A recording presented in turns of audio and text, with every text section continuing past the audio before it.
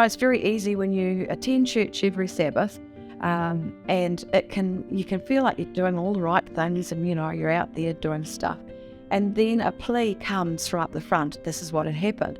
So the administrator from Footsteps had asked to stand up the front at the beginning of the service, and she got up the front and with sort of a tears in her eyes said, "Please, church family, can you pray for our young mums?" And I started thinking, okay, so what could we do for these mums that makes them feel good about themselves, reminds them that they are special, that they're unique. And I started thinking about, what do I like? What do I get a real blessing from? And for me, it is massage and that whole treatment. So somebody doing something for you that just makes you feel so good. So then I rang an old friend who I hadn't heard from for a long time, and she happens to be a massage therapist. So I explained to her what we were hoping to do, and she said, great. She said, that's perfect.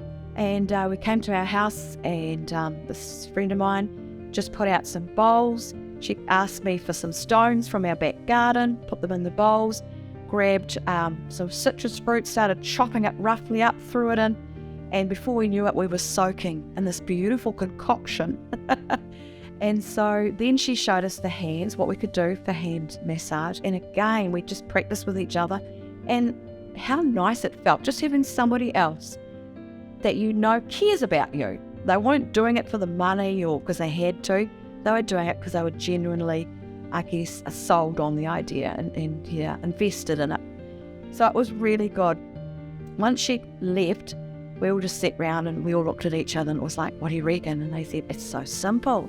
It is so simple. We can do this. We thought, where are we going to do this? We walked into the church hall, which at that stage was pretty ugly. And this is where our pastor came in, and him and his wife, they said, right, we're going to paint it. We'll organise a working bee, which we did. I said, we want the place to look pretty. So plants arrived, beautiful urns, floral arrangements. It just all came in. So after we'd practiced on our ladies, we then thought, okay, we need these mums that had first prompted this whole thing. We needed to see how that went. So put the call out. Didn't get as many as we thought, but it's like anything that's new. Afterwards, we sort of heard them say, they were like, so where's the catch? What's the expectations? And the mums that did come, they realised that there weren't any. There was no, you have to come or you have to do. It was simply, come and be and let us treat you. End of story. But I guess for us, the highlight was the last well event that we had, where we went to WIT, which is Whatever It Takes. They look after the homeless, those that really just can't fit in anywhere else. No other sort of charity seems to be able to be there for them. And then they said, well, look, the women that our clients are really often quite damaged ladies. So we're fine, bring the caregivers, they will need a treat just as much. And that's exactly what happened. We were blown away. I remember, I can still feel it. And most of the women would come in head bowed. Some of them had a hoodie right over with this, don't touch me, don't come near me. And we're all thinking, how on earth are we going to do this? But as one or two were able to kind of just relax enough and start the process, you saw that other women were watching, and then they started to encourage each other, which was really cool. It was like they'd gone in, hey, come over, come and try this, it's really fun. And it feels so good.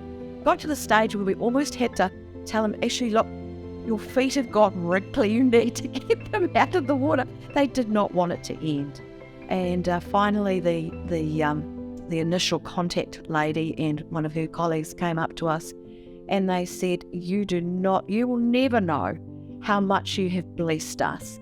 And we went, oh, well, it's just, we've just been blessed as much as you. And she said, no. She said, we literally cannot find the words. But she said, please know that what you have done has had an amazing impact on these women. And they started to share some of the stories of these ladies.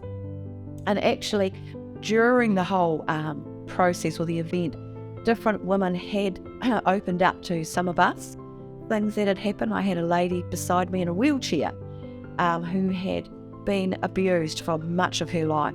And she said to me, the only touch I've ever had is to be thumped or hit or bashed.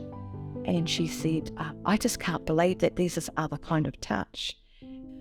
Well, I guess without going into boring with a whole pile of details, I've had a crap life in many ways. I was abused by my father for years. I can feel the hurt in others, and I know what they're talking about. So for me, it is really, I just want to make nice little pockets of happiness for other people. I can't think of another way of putting it. There's so much yuck out there. And I work with little children, and God always puts me in places where those children are so damaged. The little boy, that there's nothing up there. He's so addled with drugs himself. He's only 3. And yet, sorry, but when I hold him, I hold myself. Sorry. And I just don't want him to ever have to go through what I've gone through. He doesn't deserve that. And so it's the same with these women. You know, they can come and they can look staunch, some of them, or look like they've got it all together.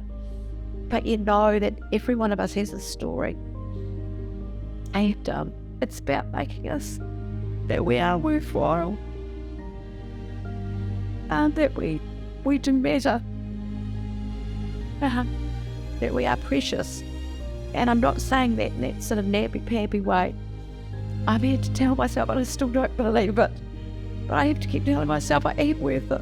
And you'll find that in every church there's going to be someone that has gone through stuff. And if they can channel that, they are the people that will drive. And the team has been wonderful. You know, I've got this amazing team that we get on well, we work together. They've caught that thing that Jesus has put in us that says, have a heart for others, because he's given us everything we need. We're so blessed. But there's others that haven't been touched by Jesus yet. And it's just letting them be touched by him in some small way, at least. That's all we need to do, because he'll do the rest, eh?